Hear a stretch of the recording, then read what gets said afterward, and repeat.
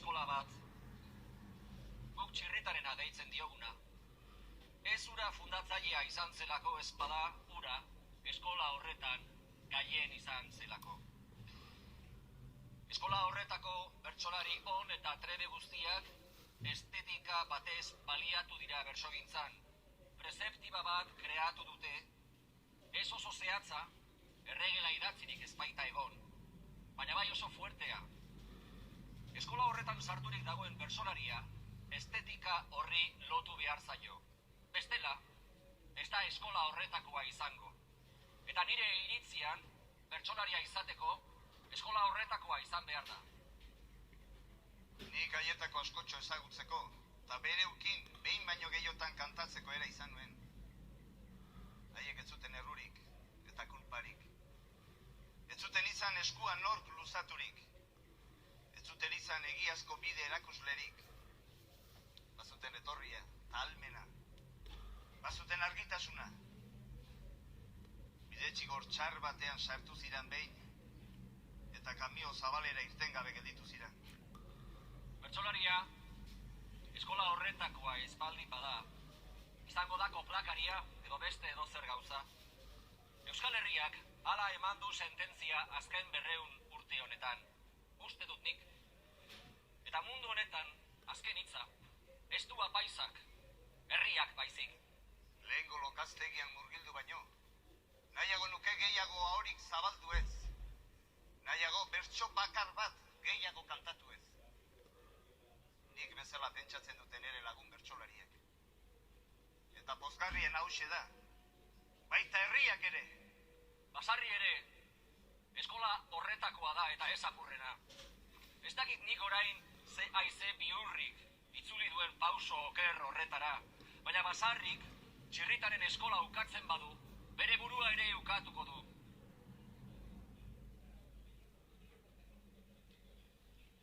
Zure bertsoa beti izan da, garbia eta kladoa, estimatzeko modukoa da, zu daukazun zartzadoa, zu bezalako aita bat beti, gastiantza tanpadua. Hankak makaldu zaizkitzu baina, argi daukazu burua.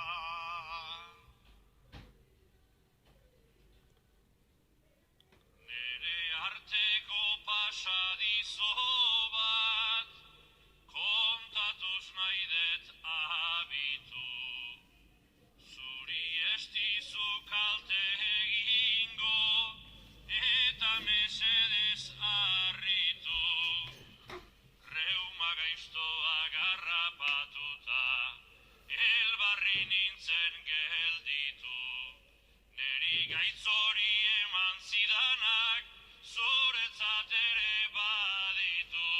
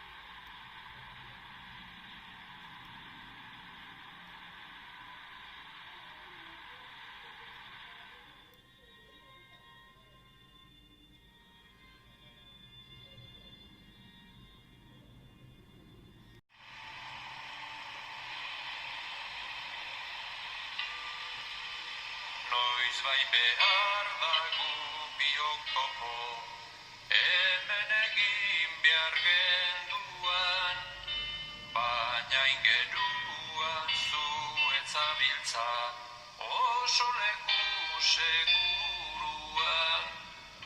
Txorakeriak hemen akabo, etxaiaren inguruan, eskutan dedan sardearekin, jotzen bazaitut buruan.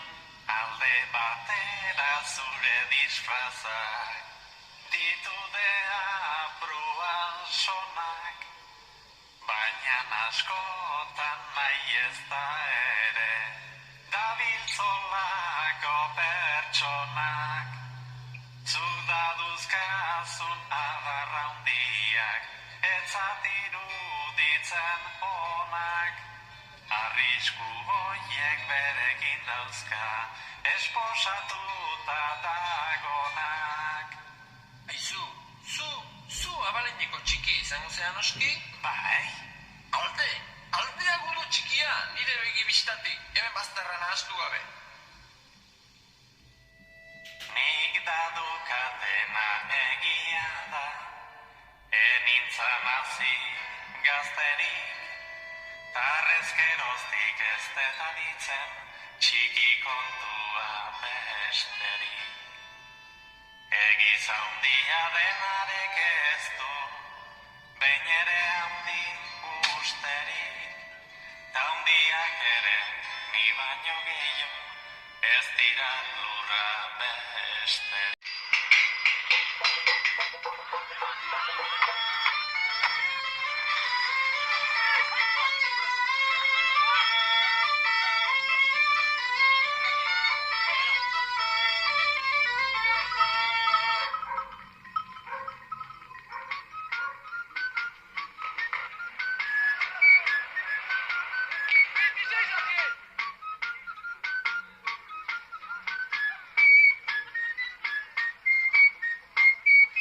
Sueziako anaiak hemen gure txian, danok bat izango gera urrabilitatzian.